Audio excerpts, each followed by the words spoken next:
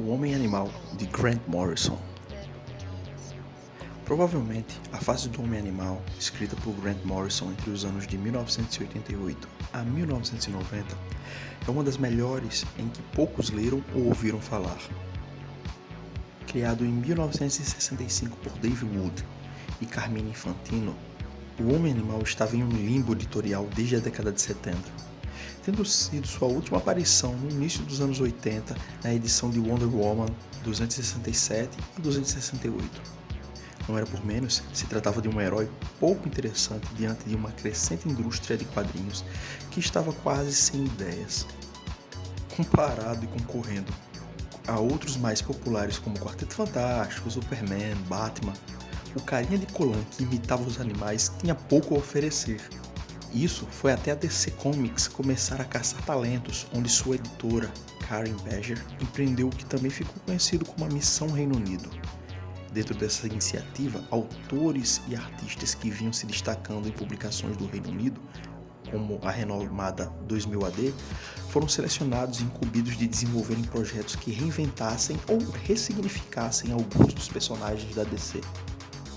Alan Moore escolheu o Monstro do Pântano, Neil Gaiman selecionou Orquídea Negra e Sandman, e Morrison, na época, já dizia adorar os heróis esquecidos, então escolheu Bud Baker, um herói de quase meia-idade que usava corte militar e vestia um uniforme cafona que nem mesmo nossos avós aprovariam.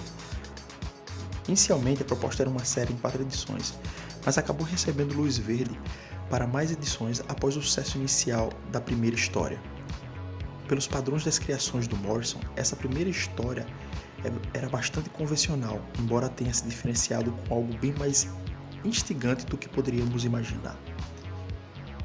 Nessa segunda vida do super-herói Homem-Animal, acontecendo durante e pós a nostálgica crise nas Infinitas Terras, somos apresentados a Bud, um desempregado, casado, pai de 2 filhos que consegue pegar emprestada a habilidade de qualquer animal e usá-la para combater o crime. De uma forma antes pouco aproveitada, Morrison aparentou ter desenvolvido uma rica pesquisa para justificar o uso de algumas habilidades do Homem-Animal. Dessa forma, o herói apresentou a força de um elefante, o voo de um pássaro, a respiração debaixo d'água e a agilidade dos peixes, habilidades de minhoca, de bactérias e praticamente qualquer outra coisa que você possa imaginar. Dom esse que antes aparentava ser cafona, mas que, da forma como foi recontada, o personagem surpreendentemente se mostrou como um dos heróis mais poderosos da continuidade da DC, sendo isso explicado à medida que as histórias avançavam, e acreditem, de forma muito inteligente. Enquanto outros heróis têm identidades secretas e vidas duplas, Bud realmente não se importa com isso. Ele não se preocupa em esconder sua identidade e simplesmente mora em casa com sua esposa e filhos. As histórias do Homem-Animal, escritas pelo Morrison, tomou um rumo de confluência com a realidade, pois aderiu a preocupações reais, que foram as questões relacionadas aos direitos dos animais e à preservação do meio ambiente. A maneira como o autor escreveu sobre muitas questões sociais e ambientais é algo que torna toda essa fase muito rica e interessante. Vale aqui também citar a edição 5, conhecida no Brasil como o Evangelho do Coiote, rendeu historicamente estudos e análises em vários meios. Essa conta a história de um coiote gigante que faz uma clara alusão ao Willy o Coiote das animações do Papalégua, que é forçado a viver e morrer perpetuamente em um mundo de desenho animado, estilo Looney Tunes. Tudo para a diversão de seu criador. O Evangelho do Coiote reflete sobre a ideia de que criadores e artistas estão colocando esses personagens em um sofrimento contínuo, tudo para fins de entretenimento, onde os contadores de histórias são cruéis e esses personagens são suas vítimas. Por sua vez, essa ideia logo se torna algo bastante explorado em toda essa fase do Grant Morrison.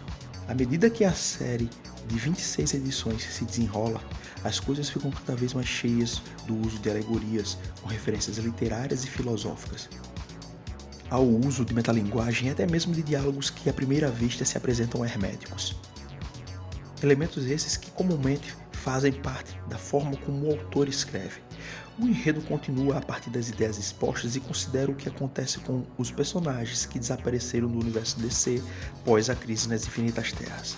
Morrison nos faz pensar sobre o paradeiro e uso desses personagens esquecidos, que estão no chamado limbo editorial, e na ideia de que, caso esses fossem realmente seres autônomos, como reagiriam ao dilema existencial diante da ação de um ser poderoso, criador, no caso o escritor, é claro, que viesse a reinventá-los ou reintroduzi-los no universo da DC. A partir desse elemento, vemos aí uma clara analogia entre as ideias de cosmogênese e o mito do diálogo entre criatura e criador, inserido em todas as tradições. Por mais absurda que seja, é uma ideia fabulosamente maluca e que, para ser compreendida, se fez necessário o uso de elementos de desconstrução analítica da biologia e física especulativa, que por sua vez são inseridos na edição em que seu protagonista trava contato com enteógenos como Peyote, encontra alienígenas e com a teoria dos campos mórficos de Rupert Sheldrake. Isso tudo para que se possa encontrar na narrativa um elemento que se encaixe no processo de transpassar a quarta parede.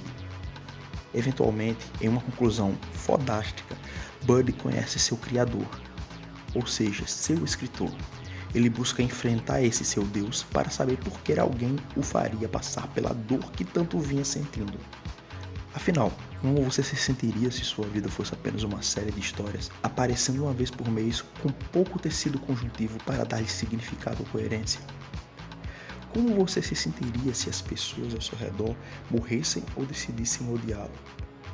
Tudo para vender e criar uma história divertida. Ok, vou parar por aqui. E o que posso dizer é que A Fase do Homem Animal do Grant Morrison é uma das 10 melhores histórias em quadrinhos que já li até o momento. E você, já teve a chance de ler essa obra-prima dos quadrinhos? Compartilhe suas impressões nos comentários. E se ainda não leu, não perca mais tempo. Esta é uma jornada que você não vai querer perder. Até a próxima.